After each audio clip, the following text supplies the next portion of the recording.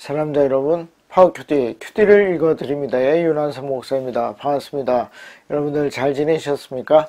자, 오늘은 여러분들이랑 좀 재미있는 질문을 던지면서 시작하고자 합니다.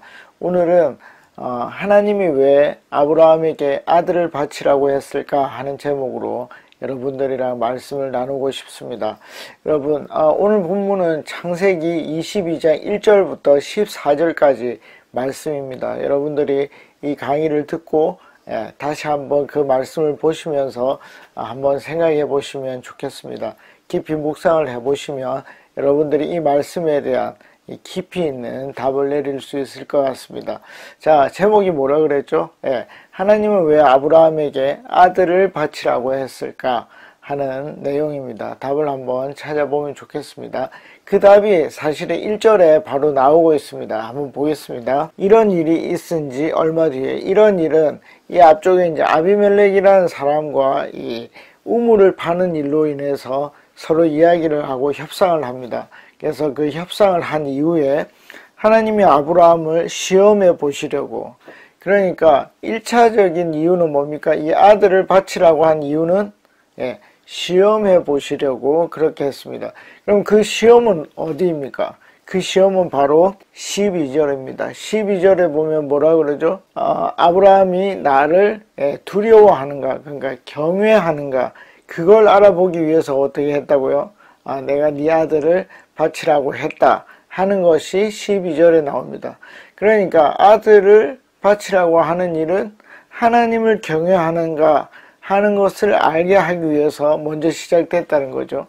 근데 문제는 뭡니까? 이것이 하나님의 일반적인 이야기에 반한다 하는 것입니다. 자, 하나님은 구약 전체를 통해서 뭘 원하지 않죠? 인신제사. 인신제사가 뭡니까? 사람을 제물로 바치는 제사를 원치 않는다는 것입니다. 그러면 하나님이 일반적으로 원치 않는 이 일을 아브라함에게 시키면서 뭐죠? 그의 믿음을 테스트해 볼 필요가 있느냐는 것이. 여러분들은 어떻게 생각을 하십니까? 조금 더 읽어보면서 이 이야기를 전개해 보도록 하겠습니다. 자, 그러면서 하나님이 얼마나 귀한 아들인가 하는 것을 2절에 얘기를 합니다. 뭐라 얘기하죠? 너의 아들, 내 사랑하는 외아들 이삭을 데리고. 그러니까 이게 뭐를 좀 연상시키죠?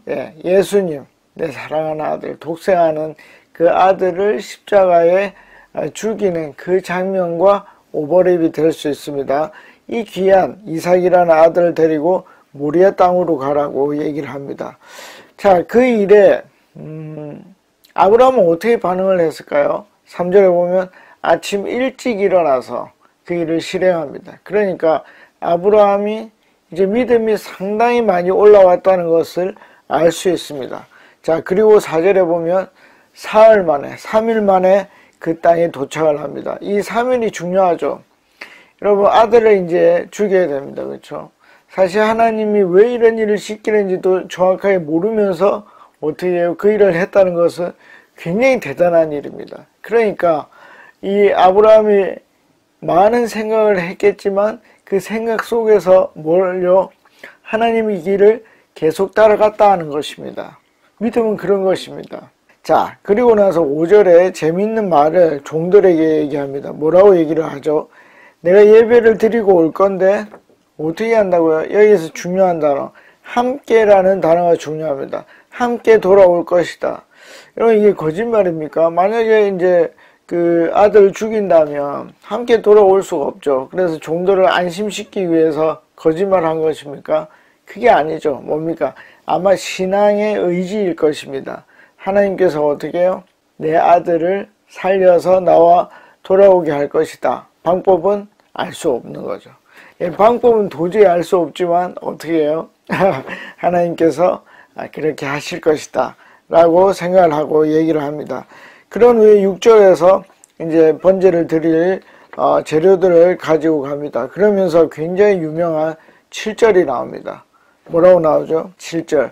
아들 이삭이 아버지에게 묻습니다. 뭐라고 묻죠?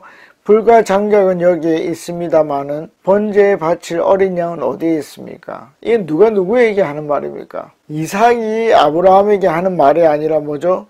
하나님이 아브라함이 직접 묻는 것입니다. 네가 지금 뭐하러 가는지 아느냐? 아브라함은 알았을까요?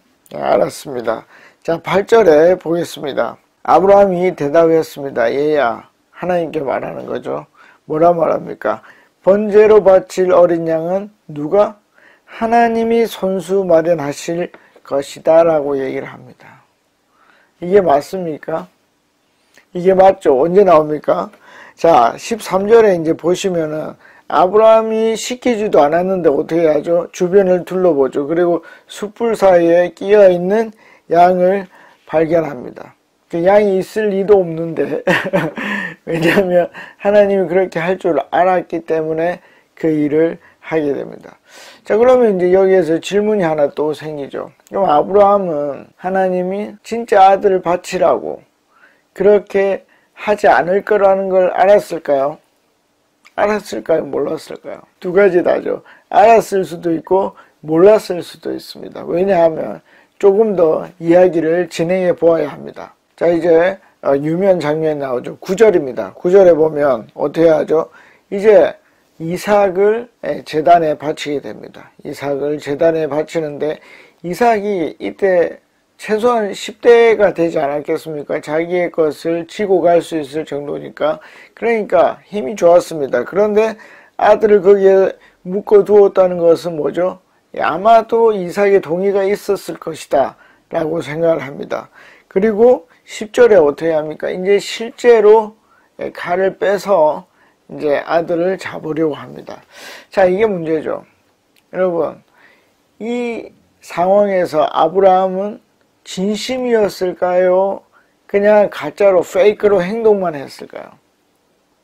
여러분들 어떻게 생각하십니까? 이것이 진짜라는 걸 누구는 알았습니까? 아브라함과 하나님은 알았습니다. 모를 리가 없죠.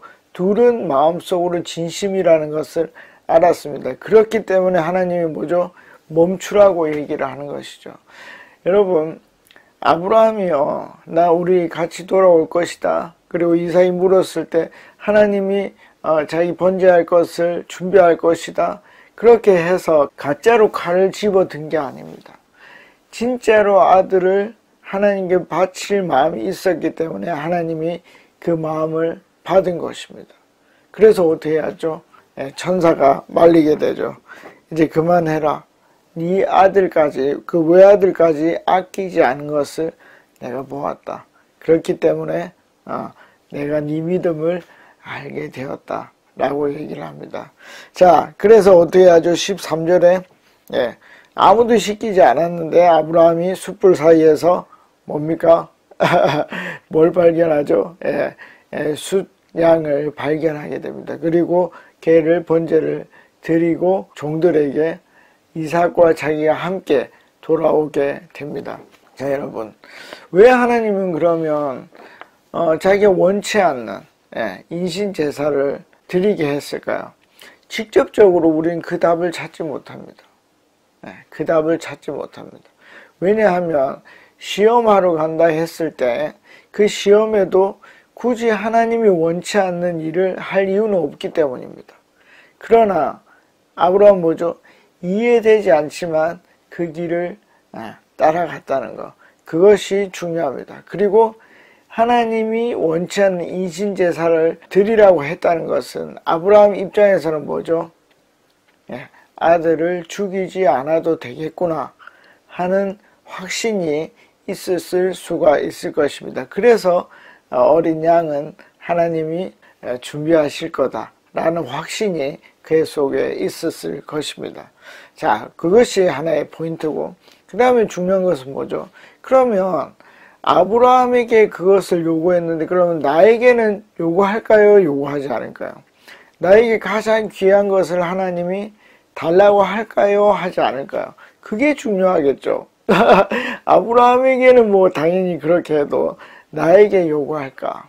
여러분들은 어떻게 생각하십니까? 나에게 요구할 것입니다. 그러나 그걸 빼앗지는 않을 것입니다. 어떨 때? 우리가 진심일 때. 여러분, 이게 이해가 되십니까? 그러니까 하나님이 예를 들어 저의 가장 소중한 건강을 빼앗을 수도 있고 재산을 빼앗을 수도 있고 또 뭐 자녀를 내어 놓으라고 얘기할 수도 있을 것입니다. 그러나 그것을 빼앗지 않을 것입니다. 하나님은 그걸 원하는 분이 아니기 때문입니다. 하나님 뭘 원하십니까? 믿음을 원하시기 때문입니다. 여러분, 우리 이제 상상을 해보는 겁니다. 역사는 상상이 별로 중요하지 않지만 그냥 상상을 해보십시오. 여러분, 만약에 아브라함이 믿음이 없어서 이걸 실패를 했다고 해서 이삭이 죽었을까요? 저는 그렇게 생각하지 않습니다. 아마 실패했어도 하나님은 이삭을 죽이라고 하지 않았을 것입니다. 왜 그렇죠? 하나님은 인신제사를 원치 않기 때문입니다. 그래서 하나님이 원하는 것은 내가 너의 진짜 믿음을 보고 싶다는 것입니다. 우리는 거기에 진짜 믿음을 나타내야 하는 것이죠. 그렇게 하면 이 일은 성공하는 것입니다. 그러면 하나님이 제사 드릴 새로운 재물을 우리에게 보여줄 것입니다. 그래서 만약에 하나님이 여러분들에게 나의 가장 중요한 것을 요구할 때 진심으로 다가가십시오. 그러면 하나님이 그 모든 것이 해결될 수 있는 해결책을 스스로 마련하실 것입니다. 그래서 우리는 입에서 뭘 얘기할 수 있죠? 여호와 이레라고 말할 수 있는 것입니다. 목사님, 근데 만약에 정말 나에게 가장 소중한 걸 빼앗으면 어떻게 합니까? 요구하시면 어떡합니까? 실제로 아들 데리고 가면 어떡합니까? 만약에 여러분, 저는 그렇게 하지 않으실 거라고 믿는데 만약에 그렇게 한다면 여러분들은 아브라함보다도 더 믿음이 좋은 분들이시고 하나님은 자기 아들을 죽였잖아요. 그러니까 우리는 하나님과 동등된 레벨이 될 것입니다. 제 말이 무슨 말인지 이해하시죠? 그래서 여러분, 하나님의 목적은 아들을 죽이는 데 있지 않다. 뭐를 확인하는데? 믿음을 확인하는 데 있다 하는 것을 여러분들이 기억하시면 좋겠습니다. 자, 이 말씀을 계속 묵상하시면서 하나님이 나에게 요구하는 믿음의 수준은 어디인가 한번 깊이 생각해 보시면 좋겠습니다. 다음에 뵙겠습니다. 안녕히 계십시오. 파워.